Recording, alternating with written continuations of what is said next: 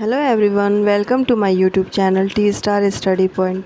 जैसे कि आप लोग को पता है कि मैं कोई भी कंपटीशन की तैयारी कराती हूँ। फ़िलहाल मैं यूपी टेट, सुपर टेट और पेट की तैयारी करा रही हूँ और मैं इसका हिस्ट्री की तैयारी करा रही हूँ। पिछले वीडियो में मैंने सिंधु घाटी की सभ्यता यानी हड़प्पा सभ्यता के बारे में बताया है। तो डिटेल से मैंने सिंधु घाटी की सभ्यता को पढ़ाया है और आज मैं उसके क्वेश्चन जो 1 नंबर्स के होते हैं वो करा रही हूँ। और देखिए, जो ऑप्शनल क्वेश्चंस होते हैं उसको तो क्वेश्चन के बाद जो ऑप्शन दिए रहते हैं उसमें आप देख के समझ जाते हैं, तुक्का लगा लेते हैं कि ये इसका आंसर होगा। लेकिन एक सवाल का जो एक जवाब आपको देना है वो याद करना ज़्यादा ज़रूरी है, क्योंकि ये याद रहेगा तो आपको वो 4 ऑप्शनल भी कर लेंगे। ठीक है, इसलिए मैं वही सब चीज़ों को देखते हुए आज मैं 1 नंबर का जो रहता है उसका एक जो जवाब रहता है सटीक, मैं वो करवा रही हूँ। ठीक है, जिन लोगों ने वीडियो नहीं देखा है वो देख लें, मैंने डिटेल से बताया है सिंधु घाटी की सभ्यता। ठीक है, और जिन लोगों ने सब्सक्राइब नहीं किया वो लोग सब्सक्राइब ज़रूर कर लें। अब मैं पढ़ाना स्टार्ट कर रही हूँ बिना देरी किए। तो पहला क्वेश्चन है कि देखिए, जिन लोगों ने मेरा पिछला वीडियो नहीं देखा है वो देख ले, क्योंकि उसको देखने के बाद ये सवाल का जो है ना ऑटोमेटिक आप आंसर दे सकते हैं। ठीक है, तो स्टार्ट करते हैं। तो आप लोग बताइए कि 1921 में सर्वप्रथम राय बहादुर दयाराम साहनी के द्वारा किस स्थल की खुदाई हुई थी? किस स्थल की खुदाई हुई थी?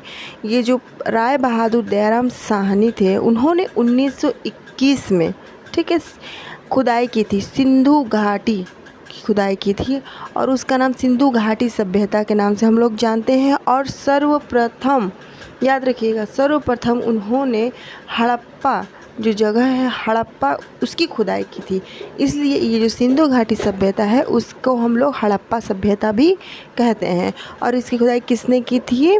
1921 में बहादुर दयाराम साहनी जी ने। ठीक है, क्लियर है। नेक्स्ट है कि अपवाह तंत्र का निर्माण सबसे पहले किस सभ्यता के लोगों ने किया था? तो अपवाह तंत्र का निर्माण सर्वप्रथम सिंधु घाटी की सभ्यता के लोगों ने किया था। और मैं आपको बता दूं कि सबसे पुरानी जो सभ्यता है, सबसे पुरानी प्राचीन सभ्यता है वह है सिंधु घाटी सभ्यता। ठीक है, वह है सिंधु घाटी सभ्यता, सबसे पुरानी। याद रखिएगा, अगर क्वेश्चन में आता है कि सबसे पुरानी सभ्यता, सबसे प्राचीन सभ्यता कौन सी है, तो सबसे प्राचीन सभ्यता सिंधु घाटी की सभ्यता है, यानी हड़प्पा सभ्यता है। ओके, नेक्स्ट क्वेश्चन है कि आरंभिक वैदिक साहित्य में सर्वाधिक वर्णित नदी कौन सी है? जो आरंभिक वैदिक साहित्य था, जो स्टार्टिंग का जो वैदिक साहित्य था उसमें सबसे ज़्यादा किस नदी का जो क्या है वर्णित किया गया है सबसे ज़्यादा? तो वह है सिंधु नदी। कोई भी सभ्यता, याद रखिएगा, कोई भी सभ्यता पनपी वहाँ पे वो नदी के किनारे ही पनपी, वहीं पे उसका विकास हुआ। क्यों विकास हुआ? क्योंकि नदी से पानी लेकर के वहाँ का लोग जीवन यापन करता था, फसल करता था, खाता पीता था। ये इसलिए कोई भी सभ्यता क्या नदी के किनारे ही पनपी थी, वहीं उसका विकास हुआ था। और यहाँ पे पूछता है, सवाल करता है कि वैदिक साहित्य में सर्वाधिक वर्णित नदी कौन सी है? तो सिंधु नदी है। सिंधु नदी के किनारे ही सिंधु सभ्यता का विकास हुआ था, ये याद रखिएगा। नेक्स्ट है कि आर्य सर्वप्रथम कहाँ बसे थे? जो आर्यव्रत थे वो सर्वप्रथम कहाँ बसे थे? तो वो सप्त सिंधु प्रदेश में बसे थे, यानी सिंध में बसे थे। याद रखिएगा आर्य के बारे में। नेक्स्ट है कि ईंटों की कृत्रिम गोदी यानी डाइकार्ड वाला एकमात्र सिंधु स्थल कौन सा है? तो लोथल। लोथल में क्या है कि सबसे पहले ईंटों का जो प्रयोग, उसमें ईंटों का जो प्रयोग किया गया था उसमें डिज़ाइन बनाए गए थे। ठीक है, तो सबसे प्रथम जो है ईंटों का प्रयोग जिसमें डिज़ाइन बनाए गए थे वह कहाँ पे मिले थे? लोथल में मिले थे। याद रखिएगा, ईंटों की कृत्रिम गोदी का प्रयोग कहाँ? एकमात्र स्थल सिंधु स्थल में कौन सा है? लोथल में है। ठीक है, कोई डाउट हो तो कमेंट ज़रूर करें। अब देखिए, ऋग्वेद में सबसे ज़्यादा किस नदी का उल्लेख हुआ है? तो ऋग्वेद जो है बहुत पुराना वेद है। ठीक है, सबसे पुराना वेद है, कौन सा है? ऋग्वेद है। तो इसमें ये सवाल करता है कि ऋग्वेद में सबसे ज़्यादा किस नदी का उल्लेख मिलता है? तो कौन सी नदी का उल्लेख मिलता है? सिंधु नदी का उल्लेख मिलता है। नेक्स्ट है कि कांसे की नर्तकी व पुजारी का भवन के साक्ष्य कहाँ से प्राप्त हुए? तो याद रखिएगा, मोहन जोदड़ो से। ये क्या है, मोहनजोदड़ो, कालीबंगा, लोथल, ये सब हड़प्पा, ये सब कौन सी सभ्यताओं में है? ये सब सिंधु घाटी सभ्यता से है। ठीक है, ये जो मोहनजोदड़ो, लोथल, ये सब क्या थे उस वक्त के, क्या ये नगर थे, सिंधु घाटी सभ्यता के ये नगर थे, याद रखिएगा। कांसे की नर्तकी मोस्ट इम्पॉर्टेंट है, और पुजारी का जो भवन के साक्ष्य कहाँ मिले हैं? मोहनजोदड़ो में। ठीक है, नेक्स्ट है कि किस सभ्यता को प्रथम नागरिक क्रांति कहा जाता है? यानी जो नगर, आप ये जान जाइए कि जो सिंधु घाटी सभ्यता है, जिसे हम हड़प्पा सभ्यता भी कहते हैं, वो सभ्यता नगरीय सभ्यता है। सबसे पहले नगर का विकास जो है, नगर की तरह घर बनाना, बीच रास्ते में, देखिए ये सब देख रहे हैं, ये सब नगरीय सभ्यता है। ये स्नानागार है, ये स्विमिंग पूल इसको बोलते हैं, जो आजकल के ज़माने में, उस वक्त क्या था, ये स्नानागार था। यानी पता चलता है कि स्विमिंग पूल का जो कॉन्सेप्ट है वो सिंधु घाटी सभ्यता से आया हुआ है।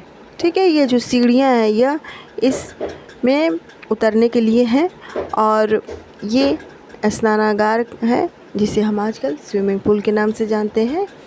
ठीक है, तो ये यहाँ क्वेश्चन ये करता है कि किस सभ्यता में प्रथम नागरीय क्रांति कहते हैं? तो प्रथम नागरीय क्रांति किसको कहते हैं? हड़प्पा सभ्यता को कहते हैं। नेक्स्ट है, किस स्थान से नर्तकी की कांस्य प्रतिमा प्राप्त हुई थी? किस स्थल से? तो कांसे की नर्तकी और पुजारी के भवन के साक्ष्य कहाँ से मिले थे? मोहनजोदड़ो से। तो जाहिर सी बात है कि अगर क्वेश्चन उसी को घुमा फिरा के पूछता है कि किस स्थल से नर्तकी की कांस्य प्रतिमा प्राप्त हुई, तो कहाँ से? मोहनजोदड़ो से। इसलिए मैंने इसमें ये क्वेश्चन मेंशन किया है थोड़ा घुमा करके, कि ताकि आप लोग कंफ्यूज ना हो। हर टाइप का क्वेश्चन मैंने इसलिए इसमें मेंशन किया है कि आप लोग हर टाइप के क्वेश्चन से रूबरू हो, उसको जाने समझे। ठीक है, और देखिए कोई भी पढ़ाई हार्ड नहीं होती है, बस ये है कि आपको माइंड कॉन्सेंट्रेट करना है और अपने माइंड को रिलैक्स करके पढ़ना है, और पढ़ाई में वक्त देना है, टाइम देना, और जो पढ़ना है समझ के पढ़ना है। ठीक है, अब स्क्रीन पे नेक्स्ट क्वेश्चन है कि किस हड़प्पाई स्थल को सिंधु सभ्यता का औद्योगिक शहर कहा जाता था? तो किस हड़प्पाई यानी सिंधु घाटी सभ्यता के कौन से स्थल को उसका औद्योगिक शहर कहा जाता था? तो चंदहुदड़ो जो है वह सिंधु घाटी सभ्यता का औद्योगिक शहर था। ठीक है, याद रखिएगा कौन सा? चंदहुदड़ो। ठीक है, किस सिंधु सभ्यता का अर्ध औद्योगिक नगर कहा जाता है? ये तो उसका औद्योगिक शहर कहा जाता था, लेकिन अर्ध औद्योगिक नगर यानी उस चंदहुदड़ो से थोड़ा कम विकसित था औद्योगिक ये नगर, वह कौन था? हड़प्पा। ठीक है, नेक्स्ट है कि कुछ विद्वान किस हड़प्पाई स्थल को सिंधु सभ्यता की तीसरी राजधानी मानते थे? यानी जो विद्वान थे, कुछ विद्वानों का ये मत था कि सिंधु घाटी सभ्यता की जो तीसरी राजधानी है कालीबंगा है, यानी विकसित है। उसमें सिंधु घाटी सभ्यता में, ठीक है, 6 ऐसे नगर थे जो काफ़ी विकसित थे, जिसे मोहनजोदड़ो, चंदहुदड़ो, हड़प्पा, कालीबंगा, लोथल, ये सब क्या थे? ये काफ़ी विकसित थे, और उन्हीं में से ये कुछ विद्वानों का मत था कि ये जो कालीबंगा है वह सिंधु घाटी सभ्यता की तीसरी राजधानी थी। ठीक है, नेक्स्ट देखिए कि क्या सिंधु सभ्यता के लोगों को लोहे की जानकारी थी? तो सिंधु घाटी सभ्यता के लोगों को लोहे की जानकारी नहीं थी। ठीक है, नेक्स्ट है कि गुजरात के किस स्थान पर हड़प्पा सभ्यता के अवशेष मिले हैं? तो किस स्थान पे मिले हैं? लोथल जो है वो गुजरात में। ठीक है, लोथल कहाँ पे है? गुजरात में। नेक्स्ट है कि गोदीबाड़ा किस हड़प्पा स्थल से प्राप्त हुआ है?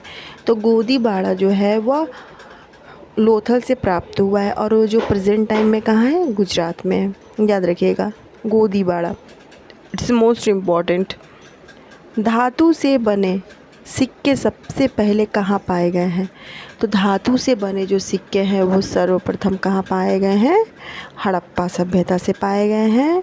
ओके, क्लियर है? Any doubt? कोई डाउट हो तो कमेंट ज़रूर करें। और जिन लोगों ने सब्सक्राइब नहीं किया है वो लोग सब्सक्राइब करें, क्योंकि मैं बहुत मेहनत से एक एक क्वेश्चन, एक एक पॉइंट इसमें मेंशन करती हूँ कि आप लोगों का एक भी क्वेश्चन एग्ज़ाम में छूटे ना, एक भी नंबर के लिए आप लोग की जो सफलता है वो असफलता में ना बदले। इसलिए चैनल को सब्सक्राइब ज़रूर करें।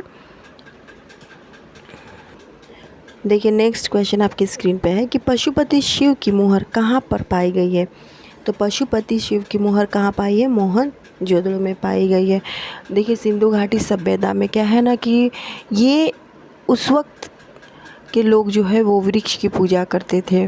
ठीक है, उस वक्त का जो समाज था वो मात्र सत्तात्मक समाज था और वो पशुपति की पूजा, शिव की पूजा करते थे। याद रखिएगा इस बात को। और जो इसमें क्वेश्चन कर रहा है कि पशुपति शिव की मोहर कहाँ पर पाई गई है, तो ये मोहनजोदड़ो में पाई गई है। नेक्स्ट है कि पैमानों की खोज ने यह सिद्ध कर दिया कि सिंधु घाटी के लोग माप तौल से परिचित थे। यह खोज कहाँ से प्राप्त हुई, हड़प्पा से प्राप्त हुई है। यानी नाप तौल जो क्या होता है, क्या पैमाना होता है, ये सारी चीज़ों की जानकारी क्या सिंधु घाटी सभ्यता के लोगों को थी। ठीक है, नेक्स्ट देखिए कि प्राचीन इतिहास में किस सिंधुकालीन स्थल से एक ईंट पर बिल्ली का पीछा करते हुए कुत्ते के पंजे के निशान मिले हैं। तो चुनहु से। या देखिए ये जो मैं क्वेश्चन मेंशन की हूँ, जो क्वेश्चन मैं बता रही हूँ, एक को भी स्किप नहीं करना है, क्योंकि क्या होता है कि बच्चे क्या उस पर ध्यान नहीं देते और वही क्वेश्चन एग्ज़ाम में आ जाते हैं। तो इसमें देखिए, इसमें ध्यान दीजिए कि इसमें पूछ रहा है इस क्वेश्चन में कि ईंट पे, ठीक है, ईंट पे बिल्ली का पीछा करते हुए कुत्ते के पंजों के निशान मिले हैं। ठीक है, तो कहाँ मिले हैं, याद रखिएगा ये चुनहुद्रों में मिले हैं। मोस्ट इम्पॉर्टेंट है, ऐसे से ही क्वेश्चन पूछता है, इसलिए किसी भी चीज़ को पढ़िए तो डीपली पढ़िए, एक भी पॉइंट मिस ना हो। ठीक, देखिए नेक्स्ट क्वेश्चन है कि प्राचीन इतिहास में सिंधु घाटी के लोग किस में विश्वास करते थे। तो प्राचीन इतिहास में जो सिंधु घाटी के जो लोग थे वो मात्र शक्ति पे विश्वास करते थे। मैंने कहा ना कि सिंधु घाटी के सभ्यता के लोगों क्या मात्र सत्तात्मक थे। ठीक है, तो किस पे यकीन करते थे वो, मात्र शक्ति पे, मात्र शक्ति पे। नेक्स्ट है कि प्राचीन नगर तक्षशिला किन नदियों के बीच स्थित था। तो किसमें, सिंधु और झेलम नदी के बीच स्थित था। ठीक है, नेक्स्ट है कि प्राचीन सिंधु सभ्यता कहाँ तक विस्तृत थी। अब यहाँ सवाल करता है कि जो सिंधु घाटी सभ्यता है वो कहाँ तक इसका विस्तार था। तो याद रखिएगा मोस्ट इम्पॉर्टेंट है पंजाब, राजस्थान, गुजरात, उत्तर प्रदेश, हरियाणा, सिंध और बलूचिस्तान। ये यहाँ थे क्या, ये सिंधु घाटी सभ्यता जो है यह पूरे विस्तृत थी, फैली हुई थी। कहाँ कहाँ, पंजाब, राजस्थान, गुजरात, उत्तर प्रदेश, हरियाणा, सिंध और बलूचिस्तान में ये इसका क्या विस्तार था। ठीक है, मोस्ट इम्पॉर्टेंट है। नेक्स्ट है कि प्राचीन सिंधु सभ्यता कालीन के हड़प्पा लोग अपने नगरों व घरों के विन्यास के लिए कौन सी पद्धति अपनाते थे, ग्रिड पद्धति। मीन्स क्या होता था कि बीच में रास्ता था और अगल बगल घर रहा करते थे। याद रखिएगा ये क्वेश्चन आ सकता है एग्ज़ाम में, स्टार बना लीजिए इसको, कि उस वक्त के सिंधु सभ्यता के लोग क्या थे, अपने घरों के, नगरों के निर्माण में क्या करते थे, जब घरों का निर्माण करते थे तो वो किस विन्यास पद्धति का उपयोग करते थे। तो किस विन्यास पद्धति का, ग्रिड पद्धति का, याद रखिएगा। नेक्स्ट है कि प्राचीन सिंधु सभ्यता में वृहत स्नानागार कहाँ पाया गया है। देखिए ये स्नानागार है, ठीक है, कहाँ पाया गया है, तो ये मोहनजोदड़ो में पाया गया है। ठीक, भारत का सबसे बड़ा हड़प्पाई नगर कौन सा है, धोलावीरा सबसे बड़ा। याद रखिएगा सबसे बड़ा हड़प्पाई नगर कौन है, धोलावीरा है। और स्नानागार कहाँ पाया गया है, मोहनजोदड़ो में पाया गया है। कोई भी सवाल स्किप करने लायक नहीं है, इसलिए किसी को भी बिना स्किप किए आप लोग पढ़िए। और जो मैंने पिछले वीडियो में मैंने डिटेल से पढ़ाया है, आप लोग पढ़ करके, मैं यकीन के साथ कह सकती हूँ कि आप लोग को समझ में बिल्कुल आएगा ही आएगा। और उसको पढ़ने के बाद से जितना भी मैं इसमें क्वेश्चन करा रही हूँ, एक भी क्वेश्चन ऐसा नहीं है कि आप नहीं कर पाएंगे। मेरे क्वेश्चन करने से पहले आप उसका आंसर दे देंगे, इसलिए वीडियो को ज़रूर देखें बिना स्किप किए। नेक्स्ट है कि भारत में आर्य सर्वप्रथम कहाँ आकर बसे थे? तो आर्य कहाँ आके बसे थे? सिंधु घाटी में। क्लियर है? फास्ट रिवीजन करिए। नेक्स्ट है कि भारत में सिंधु सभ्यता से संबंधित सर्वाधिक स्थल कहाँ खोजे गए हैं? तो गुजरात में खोजे गए हैं। यानी सिंधु सभ्यता से रिलेटेड जितने भी स्थल हैं वो ज़्यादातर गुजरात में मिले हैं। नेक्स्ट है कि 1922 में मोहनजोदड़ो की खोज किसने की थी? तो मैंने सिंधु घाटी सभ्यता, ठीक है, उसमें मोहनजोदड़ो, कालीबंगा, हड़प्पा, मतलब ये जितने सारे नगरें हैं उसकी खोज किसने, कब और प्रेजेंट टाइम में कहाँ है वो स्थल, इंडिया में है कि पाकिस्तान में कि बलूचिस्तान में, कहाँ है, वो मैंने उस वीडियो में, जो मैंने पिछले वीडियो डाला है उसमें मैंने डिटेल से बताया। आप लोग पढ़ लेंगे तो उसमें से मैं यकीन के साथ कह रही हूँ कि एक भी आपका क्वेश्चन मिस नहीं होगा।